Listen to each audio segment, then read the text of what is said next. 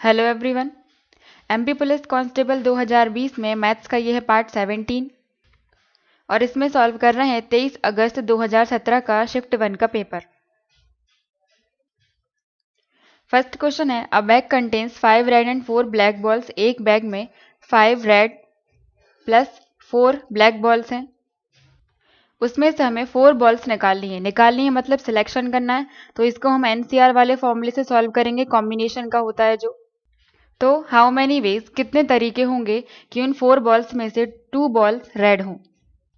तो यहाँ पर एक कंडीशन बोली गई है कि 2 तो रेड होनी ही चाहिए। तो 4 निकालनी है, 4 में से हम 2 रेड कंपलसरी निकालनी है। तो रेड हम इसमें से निकालेंगे 2 और बाकी बची हुई ब्लैक में से निकालेंगे।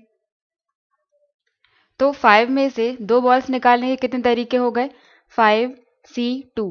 यहाँ पर ये n हो गया 5 और r हो गया 2। n 5 क्यों लिया, क्योंकि टोटल है 5 और उसमें से निकालना है हमें 2।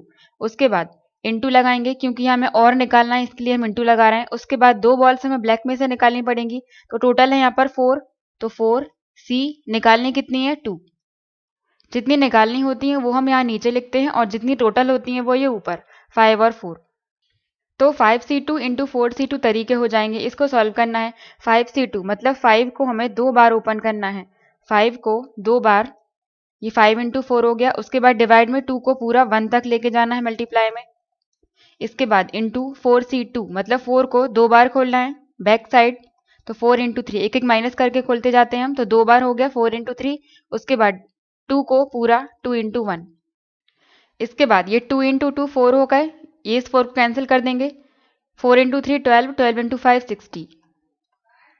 तो 60 तरीके हो जाएंगे बॉल्स निकालने के। आंसर हो जाएगा फोर्थ ऑप्शन। नेक्स्ट है, what is the area of a rhombus whose side is.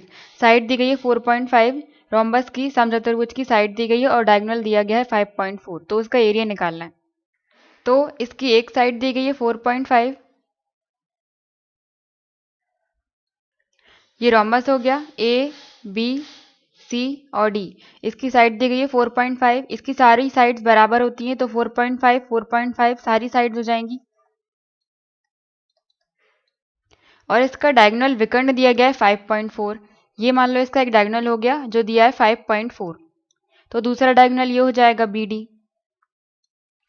तो एरिया ऑफ रोम्बस या समचतुर्भुज का क्षेत्रफल हम कैसे निकालते हैं, area equal to 1/2 into D1 into D2।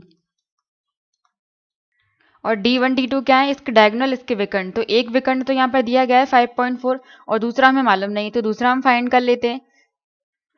Rhombus या समचतुर्भुज की प्रॉपर्टी होती है कि इसके डायगोनल्स जो विकर्ण होते हैं वो एक दूसरे को 2 बराबर भागों में काटते हैं और 90 डिग्री पर काटते हैं। तो ये एंगल और चारों एंगल ये मतलब 90 डिग्री पर काटेंगे और 2 बराबर भागों में। तो ये एक डायगोनल था 5.4। तो ये इसके 2 बराबर पार्ट हो जाएंगे। 5.4 को डिवाइड करेंगे 2 से तो आएगा 2.7। तो इतना पार्ट 2.7 हो गया और इतना पार्ट ये 2.7 हो गया। और ये 90 डिग्री का एंगल बन रहा है तो हम इसमें पाइथागोरस थ्योरम से ये वाली साइड निकाल सकते हैं। इस ट्राइंगल में ए बी और इसको नाम दे दो, मान लो ओ है। तो इस ए बी ओ ट्राइंगल में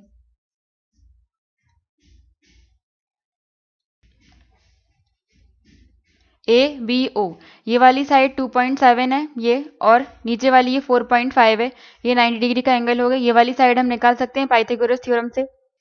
ये हम इसलिए कर रहे हैं क्योंकि ये डायगोनल का ये विकर्ण का आधा पार्ट है और अगर हमें इतनी लेंथ मालूम चल गई तो हम इसका डबल कर देंगे तो पूरा डायगोनल हमें मिल जाएगा।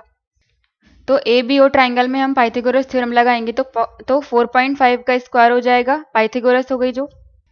ये हाइपोटेनियस हो गया, परपेंडिकुलर है 2.7 तो 2.7 का स्क्वायर प्लस ओबी का स्क्वायर। ये 4.5 है, इसका स्क्वायर करेंगे तो 20.25 आ जाएगा इक्वल टू, और 2.7 का स्क्वायर 729 होता है और एक के बाद पॉइंट है, स्क्वायर है तो 2 नंबर के बाद हम पॉइंट लगा देंगे 7.29 प्लस ये ओबी का स्क्वायर। अब 20.25 में 7.29 माइनस कर दें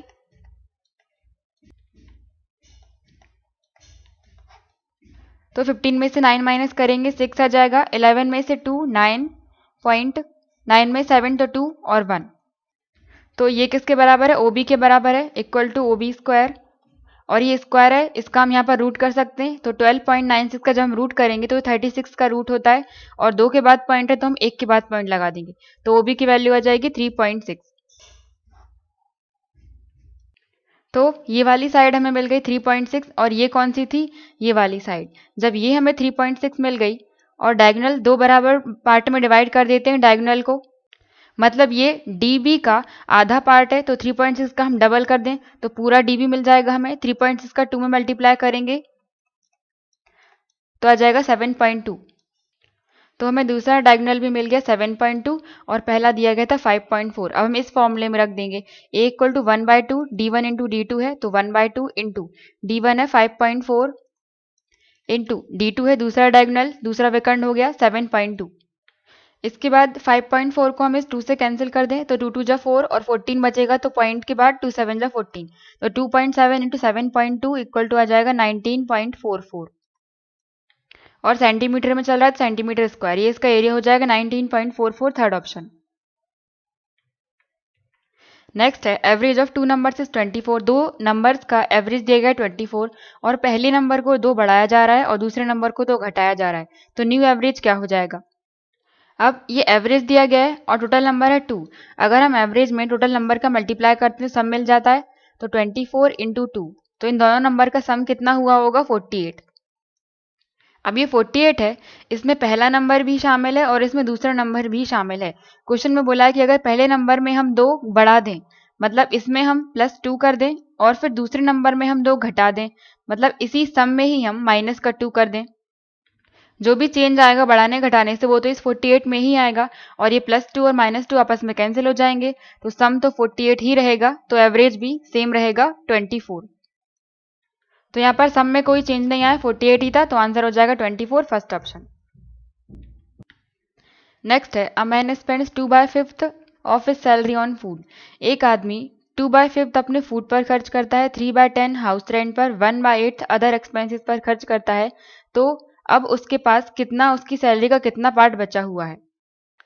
तो टोटल पार्ट हम 1 मान लेते हैं, 1 है टोटल उसकी सैलरी, जिसमें से 2/5 वो अपने फूड पर खर्च कर रहा है, 3/10 हाउस पर और 1/8 अदर एक्सपेंसेस पर।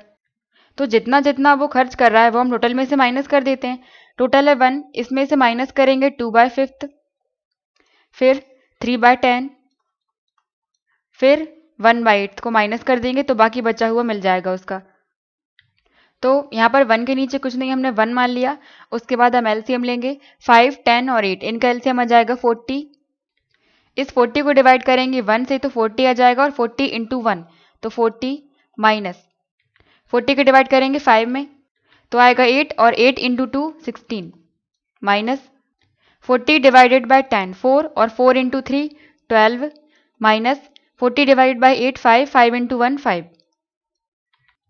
अब इस माइनस माइनस है, इन तीनों को हम प्लस कर लेते हैं, तो 16 माइनस का है तो 16 और 5 21, 21 और 12 31, 32, 33, तो आ जाएगा, ये प्लस का था तो 40 माइनस इन सबको प्लस किया तो 33 आया, -33 डिवाइड 40, और 40 माइनस 33 7 आ जाएंगे, और डिवाइड में 40, तो उसकी सैलरी का 7/40 पार्ट बचा हुआ है उसके पास। थर्ड ऑप्शन इसका राइट आंसर है।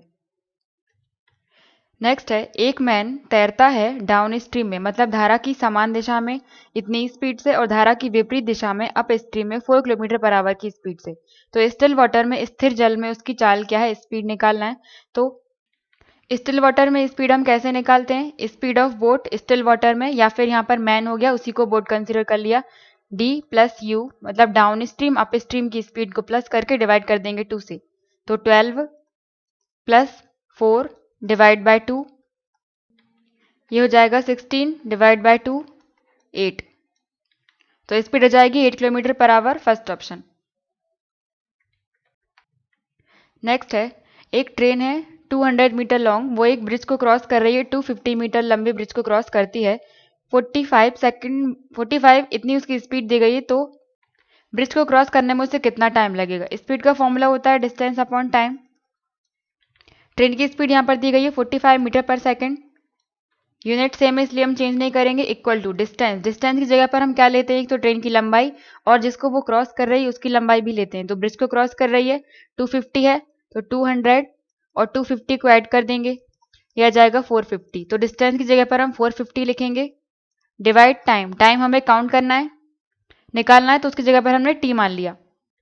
ये 450 45 से कैंसिल हो जाएगा 10 बार। इसके बाद क्रॉस मल्टीप्लाई करेंगे तो t इंटू 1 मतलब t इक्वल टू 10 सेकेंड लगेंगे उसको क्रॉस करने में। तो आंसर हो जाएगा फर्स्ट ऑप्शन।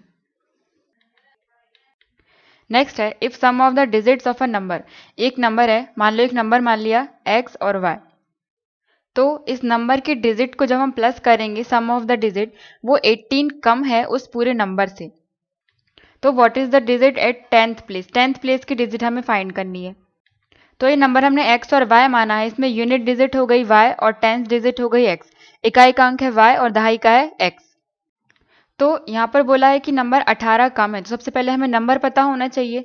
तो जब दो डिजिट हमने ये मान लिए हैं x और y, तो हम नंबर निकाल सकते हैं दो डिजिट का। 2 डिजिट का नंबर हम कैसे निकालते हैं?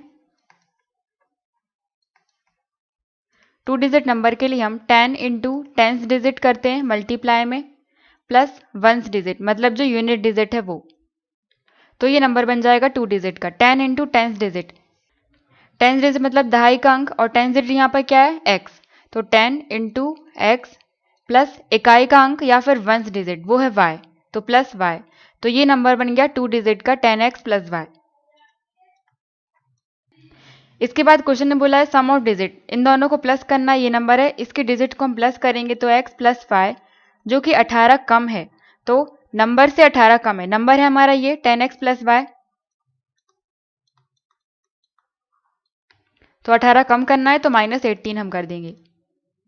अब 18 माइनस हमने यहीं पर क्यों किया, क्वेश्चन में बोला है सम ऑफ डिजिट 18 कम है, तो कम है ये वाला पार्ट, लेकिन इक्वल का साइन बीच में लगा हुआ है, तो बराबर करने के लिए हम दूसरे वाले पार्ट में करते हैं वही चीज। तो माइनस करना था इसलिए हमने -18 यहाँ पर किया। तो इसको सॉल्व करना है, x प्लस वाई है, यहाँ से ये y और y कैंसिल हो जाएंगे क्योंकि प्लस के हैं, इस साइड लेके आएंगे तो माइनस का हो जाएगा, y माइनस वाई कैंसिल। अब इस 18 को हम इस साइड लेके आते हैं तो माइनस का है प्लस का हो जाएगा 18 इक्वल टू, और इस x को यहाँ लेके जा रहे हैं तो 10x माइनस एक्स, तो 18 इक्वल टू 10x में से x माइनस करेंगे तो 9x बचेगा, और 18 को 9 से कैंसिल करेंगे तो ये 2 बार कैंसिल हो जाएगा, तो 2 इक्वल टू एक्स, एक्स की वैल्यू आ गई 2। और x क्या था, x ही तो हमने 10th डिजिट मानी थी ये x, और यही क्वेश्चन में निकालना था, तो आंसर हो जाएगा 2, सेकंड ऑप्शन।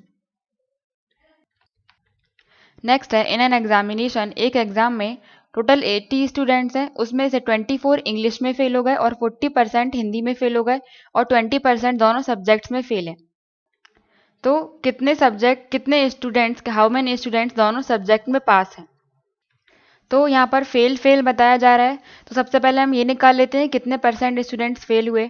24 इंग्लिश में फेल हुए हैं, तो कितना परसेंट इंग्लिश में फेल हुए होंगे, 24 इंटू 100, और टोटल है यहाँ पर 80। ये 0 से 0 कैंसिल, 4 से कैंसिल करेंगे 6 बार, 4 2 जा 8, और 2 से ये 10 5 बार, 6 इंटू 5 30, तो 30% स्टूडेंट्स इंग्लिश में फेल हैं। अब इसको एक तो हम इस तरीके से निकाल सकते हैं कि फॉर्मूले में इसे कर लें कि टोटल स्टूडेंट जब हमें निकालना होता है तो हम एक सब्जेक्ट के, यहाँ पर है इंग्लिश, प्लस दूसरा सब्जेक्ट है हिंदी, माइनस उसमें से कॉमन पार्ट को हम माइनस कर देते हैं जो दोनों में फेल हुए हैं। तो इंग्लिश के कितने हो जाएंगे 30, प्लस हिंदी के यहाँ पर 40, माइनस कॉमन स्टूडेंट्स कितने दोनों में फेल हुए हैं वो है 20%। तो 30 प्लस 40 70, 70 माइनस 20 50, तो 50% स्टूडेंट्स टोटल फेल आ जाएंगे। अब 50% फेल है तो बाकी बचे हुए 50% पास हो जाएंगे, तो बाकी 50% पास हो गए। तो हमें नंबर ऑफ स्टूडेंट्स बताना है, तो 50% निकाल दो 80 का, तो 50% 50 डिवाइडेड बाय 100 इंटू 80, 50 बाय 100 मतलब 1/2, और 2 से इसको कैंसिल करेंगे तो 40 बार डिवाइड हो जाएगा, तो आंसर हो जाएगा 40 स्टूडेंट, सेकंड ऑप्शन। या फिर हम इसको वेन डायग्राम से भी सॉल्व कर सकते हैं। ये हो गया इंग्लिश का, जितने इंग्लिश में फेल हुए हैं, और ये हो गया हिंदी का पार्ट जो हिंदी में फेल हुए, और ये इतना पार्ट है कॉमन जो इंग्लिश और हिंदी दोनों में फेल हुए हैं। तो कॉमन कितने हैं 20%, तो ये हो गए 20। उसके बाद इंग्लिश में कितने थे 30, 30 में से 20 हम ले चुके हैं, तो बाकी कितने 10 बचे, और हिंदी में कितने 40% फेल हुए थे, उसमें से 20 ये काउंट हम पहले ही कर चुके हैं, तो 40 माइनस 20 20, तो टोटल कितने फेल हुए होंगे 10 20 और ये 20, 50% फेल हो गए और 50% फेल है मतलब 50% पास है। और हमसे टोटल स्टूडेंट्स पूछा है तो 50% निकाल देंगे हम टोटल स्टूडेंट्स का। 50 डिवाइड बाय 100 इंटू टोटल है 80, ये हो जाएगा 1/2 और 2 से इसे कैंसिल करेंगे तो 40 बार, तो नंबर ऑफ स्टूडेंट जाएंगे 40, सेकंड ऑप्शन।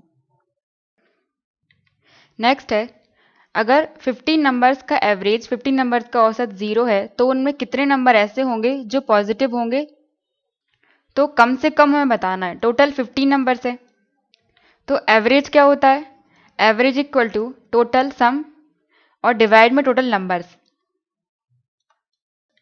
तो एवरेज यहाँ पर दिया गया है 0, एवरेज है 0 इक्वल टू सम है मालूम नहीं है और डिवाइड में टोटल नंबर यहाँ पर 15 है।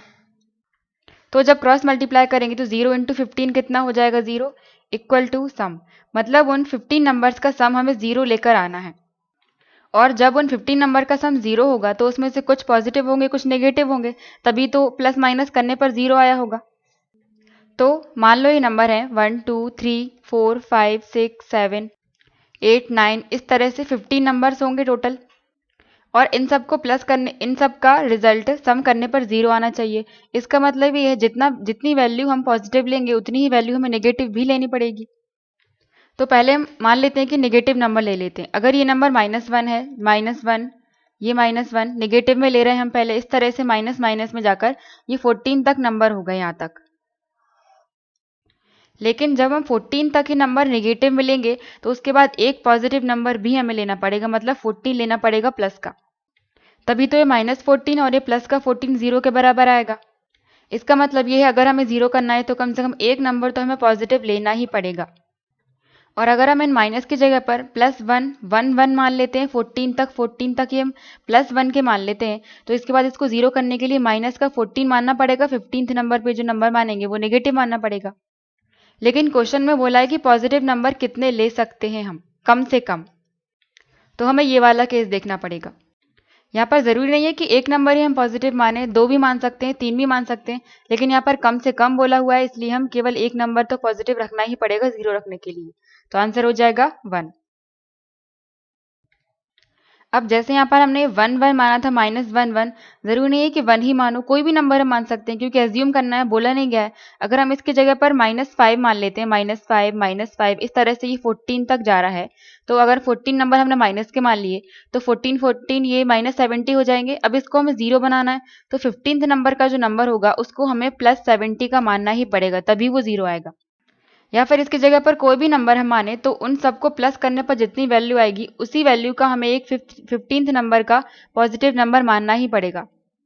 तो इस तरह से इसका आंसर हो जाएगा 1। नेक्स्ट है, Carol whose pocket money is 2/5 of Brenda. Carol की पॉकेट मनी है वो 2/5 है, तो कैरोल की इसके लिए सी लिख लिया, और 2/5 है ब्रेंडा मतलब बी के लिए। तो यहाँ से हम इसको हम सी बोल रहे हैं, इसको बी, और एलाइस को हम ए बोलेंगे। तो सी और बी का हम रेशो निकाल सकते हैं। सी इसको डिवाइड में ले आओ, बी इक्वल टू 2/5। तो यहाँ से सी रेशो बी कितना मिल गया हमें 2:5।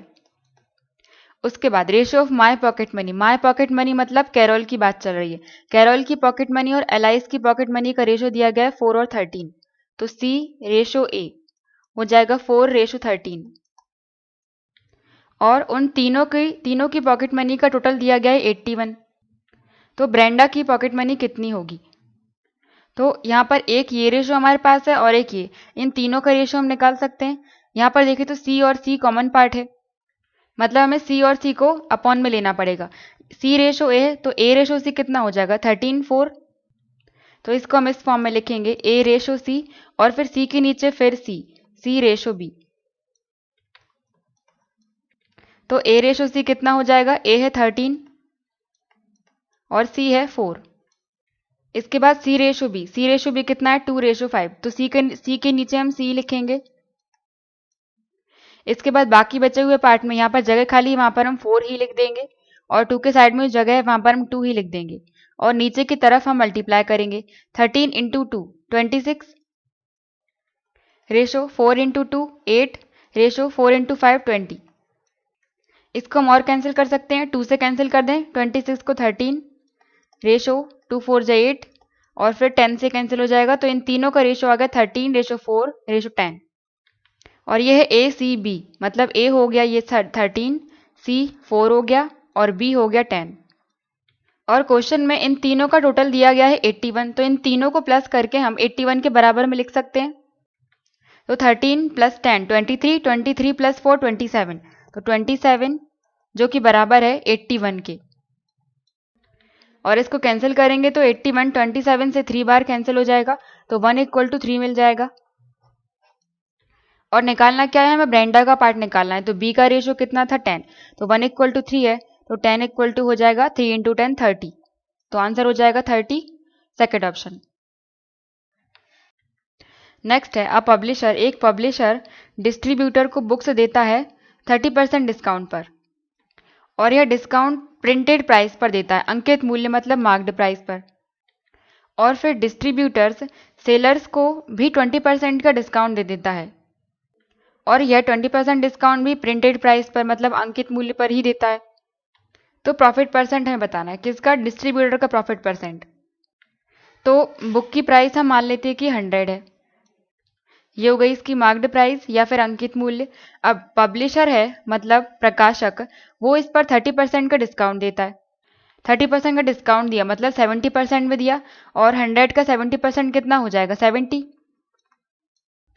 मतलब 70 में इसे दे दी डिस्ट्रीब्यूटर को, वितरक को ही 70 में दे दी। इसके बाद ये 20% डिस्काउंट पर बेच देता है बुक सेलर्स को। 20% डिस्काउंट किस पर देता है, मार्क्ड प्राइस पर, इस 100 पर। तो इस 100 का 20% डिस्काउंट देगा मतलब 80% में देगा, तो 100 का 80% कितना हो जाएगा, 80। तो डिस्ट्रीब्यूटर ने बुक सेलर्स को या पुस्तक विक्रेताओं को 80 में बेच दी। अब हमें प्रॉफिट परसेंट निकालना है। प्रॉफिट परसेंट किसका, डिस्ट्रीब्यूटर का, ये इसका प्रॉफिट परसेंट हमें निकालना है, या फिर इसी को हम कह लें वितरक। इसके लिए कॉस्ट प्राइस हो जाएगी 70, और इसने बेचा कितने में, 80 में, तो प्रॉफिट हो गया इसे 10 रुपीज़ का, तो प्रॉफिट हो गया 10। और हम पहले वाली प्राइस पर निकालेंगे 70 पर, तो डिवाइड 70 से करेंगे, और परसेंट निकाल रहे हैं तो इंटू 100, क्योंकि हम प्रॉफिट को कॉस्ट प्राइस पर निकालते हैं, और कॉस्ट प्राइस कितनी थी, 70, बेचा था 80 में, तो ये 0 से 0 कैंसिल, यह आ जाएगा 100/7। ये प्रॉफिट परसेंट निकाल रहे हैं हम वितरक का। इसे हम 7 से कैंसिल करेंगे तो 1 बार, और फिर 30 बचेंगे तो 4 बार चला जाएगा, और 2 बचेंगे तो 2 रिमाइंडर ऊपर और 7, तो 14 कंप्लीट 2/7 का प्रॉफिट हो जाएगा, थर्ड ऑप्शन आंसर है। नेक्स्ट है, देयर आर टू नंबर्स हैं 3 और 12। अब इन दोनों नंबर में कौन सा नंबर हम जोड़ें, इन चारों ऑप्शंस में से कौन सा नंबर जोड़ें कि रेशो 2:5 हो जाए। तो एक तरीका तो ये हम ऑप्शन से चेक कर सकते हैं, 3 और 12 है, 3/12। इसमें हम ऑप्शन में सिलेक्ट करके रख सकते हैं प्लस प्लस। अब यहाँ पर जो ऑप्शंस हैं उनमें से एक एक को रखते जाओ और प्लस करके इन सब का रेशो जब कैलकुलेट करेंगे तो 2 और 5 आना चाहिए। जैसे पहला ऑप्शन है 6, 13 + 6 और 12 + 6, इन सब का रेशो 2 5 आना चाहिए। एक तरीका ये हो गया, या फिर हम x मानकर कर सकते हैं। 3 और 12 में हम मान लेते हैं कि x नंबर हमने जोड़ दिया, तो 3 + x डिवाइड 12 + x, तो रेशो कितना आना चाहिए, 2 और 5, 2/5। यहाँ से x की वैल्यू निकालेंगे, क्रॉस मल्टीप्लाई करेंगे, 5 × 3 15 plus 5 × x 5x equal to 12 × 2 24 plus x × 2 2x। ये 2x प्लस का है, इसको हम यहाँ लेके आते हैं तो 5x - 2x 3x हो जाएंगे, इक्वल टू 24 है, 15 को यहाँ लेके आए तो माइनस का हो जाएगा, 24 - 15 9 बचेंगे, तो x आ जाएगा 9/3, और कैंसिल करेंगे तो 3, x की वैल्यू आ गई 3। तो 3 और 12 में हमें 3 जोड़ना पड़ेगा, और हम इसमें भी रख के देख सकते हैं। 6 माना था तो आंसर है 3, 3 + 3 डिवाइड 12 + 3, 3 और 3 9 हो जाएंगे, और 12 + 3 15, 3 से हम कैंसिल करेंगे तो 3, ये 9 नहीं होंगे 6 होंगे ना, और 3 से कैंसिल करेंगे तो 2 बार चला जाएगा और ये 5 बार, तो रेशियो हो जाएगा 2/5। तो आंसर है इसका 4th ऑप्शन। नेक्स्ट है ए एक घड़ी बेचता है बी को 20% के प्रॉफिट पर और फिर बी सी को बेच देता है 10% के लॉस पर और सी इसके लिए पे करता है 432 रुपीज़। तो ए ने उस घड़ी के लिए कितने रुपए दिए होंगे, मतलब ए ने उस घड़ी को कितने में खरीदा था। अब अगर इस क्वेश्चन में देखें तो हिंदी और इंग्लिश में अलग अलग दिया गया है। इंग्लिश में ये सी 10% के लॉस पर बेच रहा है, लेकिन हिंदी में अगर देखें तो बी 10% का लाभ दिया गया, मतलब प्रॉफिट। तो हिंदी के क्वेश्चन में मिस्टेक है, और जब हिंदी और इंग्लिश दोनों में अलग अलग दिया रहता है तो इंग्लिश के वर्जन को सही माना जाता है। तो हम इंग्लिश से ही इसको सॉल्व करेंगे। ए ने कोई घड़ी खरीदी, मान लेते हैं कि 100 रुपीज़ में खरीदी, या फिर हम एक्स मान के भी कर सकते हैं। एक्स मान के कर रहे हैं। मान लिया कि ए ने उस घड़ी को एक्स रुपए में खरीदा था, फिर ए ने बी को 20% के प्रॉफिट पर बेच दिया। 20% मतलब 20% का प्रॉफिट दिया, तो 100 + 20 120% में बेच दिया होगा, तो इसका 120% हो जाएगा इतना। अब इतने में बी ने खरीद लिया, उसके बाद बी सी को बेच रहा है 10% के लॉस पर। 10% का लॉस मतलब 90% में बेच रहा है, और 90% किसका, इसका, तो इसका 90% हो जाएगा 90/100। और सी ने जब इसे खरीदा तो उसने 432 रुपीज़ दिए थे, मतलब इस पूरे की वैल्यू 432 रुपीज़ के बराबर है। यहाँ से हम एक्स की वैल्यू निकालेंगे। ये 0 से 0 कैंसिल, ये 0 से ये 0, और 2 से ये 6 बार कैंसिल हो जाएगा, 2 5 = 10। उसके बाद 6 से हम इसे कैंसिल करें तो 6 7 = 42, 1 बचेंगे, 6 2 = 12, और 9 से ये 8 बार कैंसिल हो जाएगा। यहाँ पर क्रॉस मल्टीप्लाई करेंगे तो यहाँ तो केवल x ही बचा है, तो x इक्वल टू ये 5 × 10 और इनका मल्टीप्लाई करेंगे 8 में, तो 5 8 = 40 और 40 × 10 400। तो आंसर हो जाएगा 400, सेकंड ऑप्शन। नेक्स्ट है average weight of 24 students of section A. Section A के 24 स्टूडेंट्स का एवरेज वेट 58 दिया गया है, और सेक्शन बी के 26 स्टूडेंट्स का एवरेज 60.5 दिया गया है। तो सभी 50 स्टूडेंट्स का एवरेज वेट कितना हो जाएगा। तो सेक्शन ए में 24 स्टूडेंट्स हैं, इन सब का एवरेज दिया गया है। अगर हम एवरेज में टोटल नंबर ऑफ स्टूडेंट्स का मल्टीप्लाई कर देते हैं तो हमें सम मिल जाता है। तो सेक्शन ए के सभी स्टूडेंट्स का सम कितना हो जाएगा, 24 × 58, यह आ जाएगा 1392। और सेक्शन बी के लिए टोटल स्टूडेंट्स का सम कितना हो जाएगा, 26 स्टूडेंट्स है इंटू एवरेज है 60.5, यह आ जाएगा 1573.0, या फिर इसी को हम लिख सकते हैं 1573। ये हो गया सेक्शन ए के लिए सम, और ये हो गया सेक्शन बी के लिए। इन दोनों को हम प्लस कर देंगे तो सभी 50 स्टूडेंट्स का सम हमें मिल जाएगा। 1392 1573 को प्लस करेंगे तो 3 और 2 5, 9 और 7 16, 1 कैरी बचेगा, तो 5 और 3 8 और 9 और 1 और 1 2, 2965 सम हो गया टोटल 50 स्टूडेंट्स का। हमें एवरेज निकालना है तो टोटल नंबर से डिवाइड भी करना पड़ेगा, तो डिवाइड 50। अब इसको डिवाइड करेंगे, इस 0 को हम रहने देते हैं, पहले हम 5 से कर रहे हैं, या 5 से इसको कैंसिल कर दें, 10 बार हो जाएगा, और 5 से इसे तो 5 5 25, 4 बचेंगे 46, तो 5 9 = 45, और 3 बार ये 15, डिवाइड में 10। अब एक 0 है तो एक नंबर के बाद पॉइंट लगा दो, 59.3, तो इसका आंसर हो जाएगा थर्ड ऑप्शन। नेक्स्ट है a cistern can be filled in 10 hours. एक सिस्टर्न 10 घंटे में भर सकता है, बट एक लीकेज के कारण उसे भरने में 2 घंटे और ज़्यादा लग जाते हैं। तो what is the time taken by the leak, तो जो लीक है, लीकेज है, उसके द्वारा पूरा सिस्टम खाली करने में कितना टाइम लगेगा। तो यहाँ पर भर भी रहा है और खाली भी हो रहा है, तो हम इसे टाइम एंड वर्क जैसे ही सॉल्व कर सकते हैं। भरने में उसे 10 घंटे लगते हैं, इसको मान लेते हैं कि ए है, और जो लीकेज है उसको मान लेते हैं कि बी है।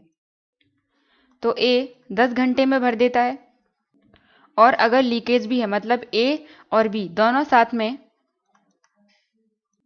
उसे 12 घंटे में भरते हैं, क्योंकि 2 घंटे ज़्यादा लग रहे हैं, तो 10 + 2 12।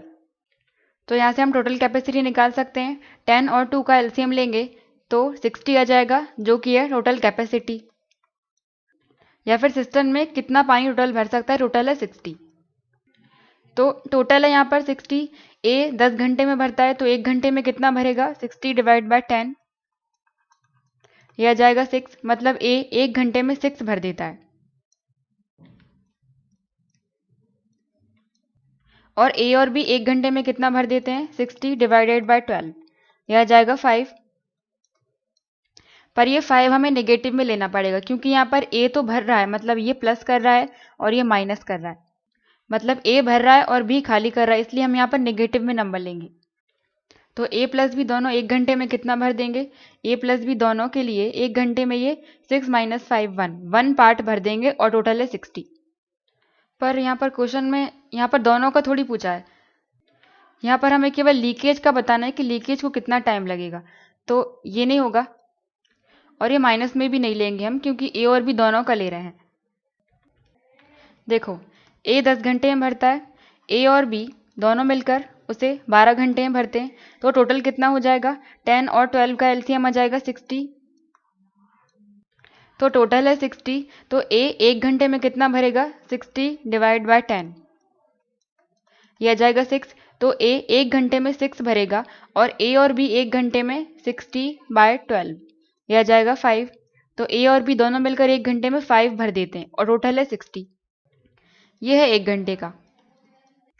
तो यहाँ से हम 1 घंटे में देख रहे हैं, ए 1 घंटे में 6 भर देता है और ए और बी दोनों मिलकर 5 भर पाते हैं, मतलब ये कम हो गया है, 6 से 5 हो गया है, मतलब एक खाली कर दिया। तो एक खाली किसने किया, ये बी ने किया होगा। तो यहाँ से हम कह सकते हैं कि बी 1 घंटे में एक खाली कर देता है, मतलब माइनस ले रहे हैं हम, क्योंकि खाली कर रहा है। और क्वेश्चन में हमसे यही पूछा है कि जो लीक है वो पूरे सिस्टम को खाली करने में कितना टाइम लगेगा। पूरा है 60 और 1 घंटे में वो 1 खाली कर देता है, तो 60 डिवाइडेड बाय 1, तो 60 घंटे उसे लग जाएंगे पूरा खाली करने में। आंसर हो जाएगा थर्ड ऑप्शन। नेक्स्ट है difference between the ages of Arun and Varun. Arun और वरुण में एजेस का डिफरेंस है 16 ईयर्स। और 6 साल पहले वरुण थ्राइस था अरुण की एज का। तो फाइंड देयर प्रेजेंट एजेस। तो यहाँ पर अगर हम रेशो देखें तो 6 ईयर्स एगो का दिया है, मतलब 6 साल पहले का रेशो दिया गया है वरुण और अरुण का। तो ये हो गया वरुण और अरुण। वरुण वॉज थ्राइस, वरुण 3 गुना है अरुण का। अगर हम अरुण को 1 मान लें तो वरुण हो जाएगा 3।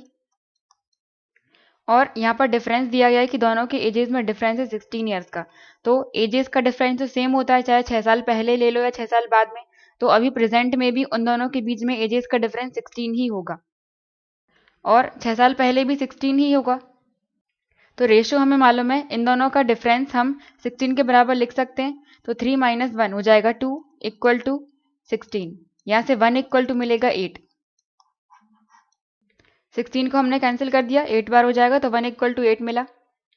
तो यहाँ से हम अरुण और वरुण की एज निकाल सकते हैं। 1 इक्वल टू 8 है, मतलब अरुण कितना आ गया 8, और वरुण हो जाएगा 3 इंटू 8 24। अब ये 6 साल पहले की एज है, ये 6 साल पहले की है, तो 6 साल बाद मतलब प्रेजेंट में लाने के लिए हम प्लस 6 और करना पड़ेगा। तो 24 में 6 ऐड करेंगे तो 30, और 8 में 6 ऐड करेंगे तो 14। तो प्रेजेंट में वरुण की हो जाएगी 30 और अरुण की हो जाएगी 14। और क्वेश्चन में अरुण और वरुण लिखा हुआ है, तो अरुण को हमें पहले लिखना पड़ेगा 14 और फिर वरुण 30। तो 14 और 30 सेकंड ऑप्शन राइट है। नेक्स्ट है एनी 6 डिजिट नंबर। कोई भी 6 डिजिट नंबर जो कि 3 डिजिट को रिपीट करके बनाया जाता है। एग्जाम्पल यहाँ पर दिए गए हैं कि 656 और फिर उसको फिर से लिख दिया तो 656 हो गया। 486 लिया 3 डिजिट और फिर उसको फिर से रिपीट कर दिया तो 486 हो गया। इस तरह से हम कोई भी 3 डिजिट ले सकते हैं। मान लो ABC ले लिया और फिर उनको वापस से रिपीट कर दो तो ABC। तो इस तरह से जो नंबर बनेगा वो डिविजिबल होगा। इन चार ऑप्शंस में से कौन से नंबर से डिविजिबल होगा। तो ये रूल होता है कि जब भी कोई 3 डिजिट को रिपीट करके हम 6 डिजिट का नंबर बनाते हैं तो वो 11 से डिविजिबल होता है। या फिर हम इसको चेक भी कर सकते हैं। 656 है, उसके बाद फिर से रिपीट किया तो 656। अब इसको हम डिवाइड करके भी देख सकते हैं ऑप्शन से। पहला है 6, अगर हम इसको तोड़ें तो ये 2 और 3 में टूटेगा, तो ये 2 से तो डिवाइड हो रहा है, लेकिन 3 से अगर हम चेक करें तो इसको पूरा डिवाइड करने की जरूरत नहीं है। 3 की डिविजिबिलिटी चेक करने के लिए तरीका होता है कि जितनी नंबर ऑफ डिजिट्स हैं उन सबको प्लस करो तो इसको 24 और 5 5 34 हो जाएगा। अब जो ये 34 है ये 3 से डिविजिबल होना चाहिए, तो ये 3 से डिवाइड नहीं होता है, मतलब फर्स्ट ऑप्शन नहीं है। उसी तरह से अगर हम ये 3 देखें तो 3 भी नहीं है। 3 की डिविजिबिलिटी होती है कि सबको प्लस करके हम डिवाइड करें 3 से, अगर होता है तो पूरा नंबर डिवाइड हो जाएगा। तो फोर्थ ऑप्शन भी कैंसिल, फर्स्ट ऑप्शन भी कैंसिल। अगर थर्ड ऑप्शन में देखें तो 9 है, इसका मतलब इसमें 3 होगा कहीं ना कहीं, तो 3 से डिविजिबल नहीं है, तो थर्ड ऑप्शन भी नहीं हो सकता। तो बचा केवल ये सेकंड ऑप्शन। अब हम 11 से चेक करते हैं। तो कोई भी नंबर 11 से डिवाइड हो रहा है कि नहीं, ये चेक करने के लिए पूरा नंबर डिवाइड भी कर सकते हैं, या फिर इसके अलावा हम अल्टरनेट नंबर को प्लस कर लें। ये 6 को फिर एक छोड़कर, फिर से एक छोड़कर इसको, तो 6 6 और 5 17 हो जाएंगे। फिर डिफरेंस लेंगे बाकी बचे हुए नंबर का, 5 और 6 11, 11 और 6 17, ये आ जाएगा 0। तो जो रिजल्ट आएगा डिफरेंस वो या तो 0 होना चाहिए या फिर 11 से डिवाइड होना चाहिए। तो ये 0 हो रहा है, मतलब 11 से ये पूरा नंबर डिवाइड हो जाएगा। या फिर हम दूसरे नंबर में चेक करें, 486 और 486। 11 से चेक करने के लिए हम अल्टरनेट नंबर का सम करते हैं। तो पहले 6 हो गया, फिर 4 और फिर 1 छोड़कर फिर ये 8। 6 और 4 10, 10 प्लस 8 18 हो जाएंगे। फिर इनका डिफरेंस लेंगे हम बाकी बचे हुए नंबर का, 8 और 6 और फिर ये 4, तो ये भी आ जाएगा 18। 80 माइनस 18 इक्वल टू 0 आ रहा है, या तो 0 आना चाहिए या फिर 11 आना चाहिए। तो ये 0 आ रहा है, मतलब ये 11 से डिविजिबल है, आंसर हो जाएगा सेकंड ऑप्शन। नेक्स्ट है, ए किसी काम को 9 दिन में कंप्लीट करता है और बी उसी काम को 18 दिन में। वो दोनों काम करना स्टार्ट करते हैं, लेकिन काम के कंप्लीट होने के 3 दिन पहले ए छोड़कर चला जाता है। अब 3 दिन पहले ए छोड़कर चला गया, मतलब 3 दिन तक काम बी ने किया होगा। तो time taken to complete the work, काम कंप्लीट करने में कितना टाइम लगा। तो ए 9 दिन में करता है, बी 18 दिन में। टोटल वर्क कितना हो जाएगा, 9 और 18 का एलसीएम आ जाएगा 18, ये हो गया टोटल वर्क। ए को पूरा काम करने में 9 दिन लगते हैं, तो ए एक दिन में कितना काम करेगा, 18 डिवाइड बाई 9 2, और बी एक दिन में कितना करेगा, 18 डिवाइड बाई 18 मतलब 1। तो ए टोटल पार्ट है 18, उसका 2 करता है एक दिन में ए, और बी एक दिन में करता है 1। और यहाँ पर बोला है कि काम खत्म होने के 3 दिन पहले ए छोड़कर चला जाता है, तो 3 दिन तक तो ए छोड़कर चला गया, तो बचा बी, तो 3 दिन तक बी काम करेगा। तो बी एक दिन में एक वर्क करता है, तो बी 3 दिन में कितना वर्क करेगा, 3 वर्क। अब 3 वर्क तो बी ने कर लिया, टोटल था 18, तो बचा कितना, 18 माइनस 3 15।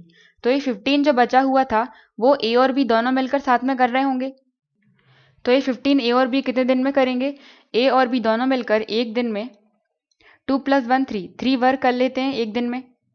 अब इन दोनों को मिलकर 15 वर्क करना है, तो 15 डिवाइड बाय 3, ये 5 से कट जाएगा, 5 दिन लग जाएंगे दोनों को। या फिर इसको ऐसे भी देख सकते हैं, ये इक्वेशन हमें मिली थी, ए और बी दोनों मिलकर एक दिन में 3 वर्क कर रहे थे। अब हमारे पास वर्क है 15, तो हमें इस 3 की जगह पर 15 लेके आना है। तो यहाँ पर दोनों साइड हम 5 5 का मल्टीप्लाई कर दें, तो ये हो जाएगा 5d, और यहाँ पर मल्टीप्लाई करेंगे 3 × 5, तो ये हो जाएगा 15 वर्क। तो 15 वर्क इक्वल टू 5 डेज, मतलब 15 वर्क करने में इन्हें 5 डेज लग जाएंगे। तो 5 डेज तो ये लग गए, टोटल कंप्लीट करने में कितना टाइम लगेगा, टोटल डेज बताने, तो 5 डेज तो ये लग गए, और इसके पहले 3 दिन पहले भी तो काम किया था जो कि बी ने किया था, तो 3 दिन वो भी ऐड हो जाएंगे इसमें, तो 5 + 3 8, तो पूरा काम कंप्लीट करने में 8 डेज लग जाएंगे, सेकंड ऑप्शन। इसके बाद 22 क्वेश्चन है, ये कैंसिल है, और उसके बाद 23 भी कैंसिल है। इसके बाद 25th क्वेश्चन है, इसमें एवरेज निकालना है, औसत। इसको या तो इन सारे नंबर्स को प्लस करके डिवाइड कर दो टोटल नंबर से, तो 1 2 3 6, इन सबको प्लस करके 6 से हमें डिवाइड करना पड़ेगा, तो एवरेज मिल जाएगा। या फिर हम इसको लास्ट डिजिट से भी चेक कर सकते हैं। अगर हम एवरेज में टोटल नंबर्स का मल्टीप्लाई कर दें तो हमें सम मिल जाएगा सभी नंबर्स का। तो ये चारों ऑप्शंस में एवरेज दिया गया है, इन सब में टोटल नंबर का मल्टीप्लाई करेंगे, नंबर से यहाँ पर 6 6 का मल्टीप्लाई करेंगे, तो हमें ऊपर सारे नंबर्स को प्लस करके जो वैल्यू मिलेगी वही मिल जाएगा। तो इन सबको प्लस कर रहे हैं हम, लेकिन केवल लास्ट की डिजिट को ही प्लस कर रहे हैं। ये 7 और 3 हो जाएंगे 10, तो इसका हमने 0 ले लिया। 0 और 9 9 हो जाएंगे, 9 और 5 14, तो हमने 4 ले लिया। 4 और 9 13, तो 13 का हमने 3 लिया, और 3 और 7 10 हो जाएंगे, तो 10 के लास्ट में हमें मिल रहा है 0। तो हमें ये देखना है कि चार ऑप्शन में से कहाँ पर हमें 0 मिल रहा है। यहाँ पर 6 है, लास्ट की डिजिट यहाँ पर 9 है, तो 9 इंटू 6 54, यहाँ पर 4 मिल रहा है, ये आंसर नहीं है। यहाँ पर 5 है, 5 इंटू 6 30, तो यहाँ पर 0 मिल रहा है, ये आंसर हो सकता है सेकंड वाला। यहाँ पर 1 इंटू 6, ये 6 मिल रहा है, ये आंसर नहीं हो सकता, हमें केवल 0 देखना है। और 4 इंटू 6 24, तो ये 4 मिल रहा है, तो 0 हमें केवल सेकंड ऑप्शन से मिल रहा है, तो इसका एवरेज हो जाएगा 25। या फिर अगर पूरा करना है तो पूरा कर सकते हैं, इन सब नंबर को प्लस करो और फिर 6 से डिवाइड करेंगे तो भी 25 ही आएगा। नेक्स्ट है, if the length of a rectangle is increase by 5%। एक रेक्टेंगल की मतलब आयत की लंबाई को 5% बढ़ा दिया जाता है तो एरिया कितना बढ़ जाएगा, और वो भी हमें परसेंट में बताना है। तो यहाँ पर केवल लेंथ बढ़ाई जा रही है, ब्रेड्थ नहीं बढ़ाई जा रही है। एरिया का फॉर्मूला होता है लेंथ इंटू ब्रेड्थ। तो यहाँ पर अगर हम एरिया और लेंथ में रिलेशन देखें, ब्रेड्थ है वो तो सेम है, उसमें कोई चेंज नहीं लेके आ रहे हैं, तो केवल हम ए और एल में देख रहे हैं। तो यहाँ पर ये सेम जा रहे हैं, मतलब कह सकते हैं जितना ये बढ़ेगा उतना ही एरिया बढ़ जाएगा, जितनी लेंथ हम बढ़ाएंगे उतनी ही एरिया बढ़ जाएगा। अगर ब्रेड्थ में भी कोई चेंज कर रहे होते तो हम ऐसे नहीं करते, लेकिन यहाँ पर ब्रेड्थ की कोई बात नहीं की जा रही है, वो कांस्टेंट है, केवल हमें ए और एल में देखना है। तो लेंथ जब 5% बढ़ाई जा रही है तो एरिया भी 5% बढ़ जाएगा। या फिर इसको ऐसे देख लो, 5% बढ़ा रहा है लेंथ को, 5% की वैल्यू क्या होती है, 5% मतलब 1/20। ये लेंथ दी गई है, लेकिन यहाँ पर ब्रेड्थ की कोई बात नहीं की जा रही है, तो हम लेंथ और एरिया को सेम मान रहे हैं। मतलब जितनी लेंथ बढ़ेगी उतना एरिया बढ़ जाएगा। तो ये इतना पहले था, बाद में 1 बढ़ गया, मतलब 20 था, और 1 बढ़ के 21 हो गया, तो कितना परसेंट बढ़ गया, 20 और 21 में कितना बढ़ा, 1 का चेंज आ गया, 1 बढ़ गया, और कितने से, 20 से हमें देखना है, तो डिवाइड में हम 20 लेंगे और इंटू 100, क्योंकि परसेंट में निकालना है। 0 से 0, ये 2 5 से बार कैंसिल हो जाएगा, तो एरिया बढ़ जाएगा 5%, तब भी सेकंड आएगा। या फिर हम कोई वैल्यू मान लेते हैं कि इसका पहले एरिया था 100, एरिया इसका पहले था 100। या फिर इसको हम ऐसा मान सकते हैं कि 100 है, मतलब 10 इंटू 10 का मल्टीप्लाई हुआ होगा, इक्वल टू 100, ऐसे मिला होगा। ये हो गई लेंथ और ये हो गई ब्रेड्थ। अब लेंथ को हमें 5% बढ़ाना है, ब्रेड्थ को हमें नहीं बढ़ाना है, लेंथ को बढ़ाना है। तो 10 है, 10 का 5% हम लेंगे तो 10.5 आएगा। तो बाद में लेंथ कितनी हो गई, 10.5, और ब्रेड्थ तो उतनी ही थी 10, केवल हमने लेंथ को बढ़ाया 5%, तो 5% लेंथ बढ़ जाएगी 10 की, 10.5 इंटू ब्रेड्थ। तो एरिया कितना हो जाएगा, दोनों का मल्टीप्लाई करेंगे तो 105, 0 इतना कुछ आएगा, तो एक के बाद हम पॉइंट लगाएंगे तो 105.0, मतलब कि 105। तो एरिया पहले था इतना, बाद में बढ़ गया इतना, कितने का चेंज आया, 5 का चेंज आया, और डिवाइड में हम पहले वाले से देखेंगे तो 100 और इंटू 100 भी करेंगे क्योंकि हम परसेंट निकाल रहे हैं। तो ये 100 से 100 कैंसिल हो जाएगा, तो 5% बढ़ गया, तो आंसर हो गया सेकंड। नेक्स्ट है, यहाँ से p की वैल्यू हमें निकालना है, तो 2p minus 5, 2p minus 5 equal to p plus 7। ये p प्लस का है, यहाँ जाएगा तो माइनस का हो जाएगा, 2p माइनस p, तो एक p बचेगा, इक्वल टू, ये 5 माइनस का है, इस साइड लेके जाएंगे तो प्लस का हो जाएगा, 7 प्लस 5 इक्वल टू 12, तो p की वैल्यू आ गई 12, आंसर हो जाएगा सेकंड ऑप्शन। नेक्स्ट है, in a family of 3 members, 3 members की फैमिली में 3 साल पहले उन सब का एवरेज एज दिया था 22, और एक न्यू मेंबर के बर्थ के बाद उन सब का एवरेज 19 हो जाता है बाद में। तो जो न्यू मेंबर का बर्थ हुआ उसकी प्रेजेंट एज क्या है। यहाँ पर 3 मेंबर्स हैं और इन सब का एवरेज दिया गया है 22, लेकिन 3 साल पहले, तो 3 साल पहले का हम सम निकाल लेते हैं, एवरेज में हम टोटल नंबर का मल्टीप्लाई करते हैं तो सम मिल जाता है हमें। 22 एवरेज था, टोटल मेंबर है 3, तो इंटू 3, तो इन सब का सम आ गया 66, लेकिन ये 3 साल पहले आया है, तो इन सभी को हमें अभी प्रेजेंट में लाना पड़ेगा। एक को 3 साल आगे लाने के लिए, प्रेजेंट में लाने के लिए हम 3 जोड़ देते हैं, तो 3 के लिए हम 9 प्लस कर देंगे, तो ये 6 साल पहले का था, तो अब प्रेजेंट में हो जाएगा 9 और 6 5 और 75, ये आ गया प्रेजेंट में सभी का सम। लेकिन अब प्रेजेंट में एक न्यू मेंबर और आ चुका है, जिसके बाद इन सब का एवरेज 19 हो गया है, मतलब मेंबर 4 हो गए और एवरेज कितना हो गया 19। तो एक न्यू मेंबर आने के बाद हम सम निकाल सकते हैं, कितना है, एवरेज है 19 और मेंबर हो गए 4, तो यह आ जाएगा 76। मतलब उन 3 लोगों का सम था 75 और 4 का है 76, तो जो एक और नया मेंबर था उसकी एज कितनी हो गई? 75 से 76 तक जाने में +1 ऐड करना पड़ेगा। इसका मतलब जो न्यू मेंबर आया उसकी एज थी 1 ईयर। थर्ड ऑप्शन इसका राइट आंसर है। नेक्स्ट है, एक शर्ट की कॉस्ट है 350, अगर इसकी कॉस्ट को 10% बढ़ा दिया जाता है तो न्यू कॉस्ट कितनी हो जाएगी? तो 10% हमें बढ़ाना है, 10% मतलब 110%, 110% और डिवाइड करना पड़ेगा 100 का, तो किसका लेना है? 350 का, तो इंटू 350। ये 0 से 0 कैंसिल हो जाएगा और इस 0 से ये 0, 11 इंटू 35 हो जाएंगे 385, तो न्यू कॉस्ट हो जाएगी 385, फोर्थ ऑप्शन। नेक्स्ट है, एक ट्रेन है, उसकी स्पीड है 60, इतनी स्पीड से वो एक पोल को क्रॉस करती है 12 सेकंड में, तो ट्रेन की लंबाई कितनी है? स्पीड इक्वल टू होता है डिस्टेंस अपॉन टाइम। तो स्पीड यहाँ पर किलोमीटर पर आवर में दी गई है 60, इसको हम मीटर पर सेकंड में चेंज करेंगे तो 5/18 का मल्टीप्लाई कर देंगे। अभी मीटर पर सेकंड में हो गई, ये पूरी है स्पीड, इक्वल टू डिस्टेंस हमें लेना है। तो डिस्टेंस में हम 2 पार्ट लेते हैं, एक तो ट्रेन की लंबाई, दूसरा जिसको वो क्रॉस करती है उसकी लंबाई। तो यहाँ पर पोल है, पोल के लिए हम 0 ले लेते हैं। तो डिस्टेंस में केवल हम ट्रेन की लंबाई मान ली कि l है, डिवाइड टाइम उसको लग रहा है 12 सेकंड का। अब यहाँ से हमें l की वैल्यू निकालनी है। 6 से हम इसको कैंसिल करेंगे तो 10 बार, और 6 से ये 3 बार कैंसिल हो जाएगा। ये 12 है तो 3 से ये 4 बार कैंसिल हो जाएगा। अब यहाँ पे क्रॉस मल्टीप्लाई करेंगे l इंटू, यहाँ पर कुछ नहीं बचा, तो l इक्वल टू ये है 10 इंटू 5 और नीचे ये 4, तो 10 इंटू 5 इंटू 4 200। तो ट्रेन की लंबाई आ जाएगी 200 मीटर, सेकेंड ऑप्शन। इसके आगे क्वेश्चन हम नेक्स्ट वीडियो में देखेंगे। Thank you.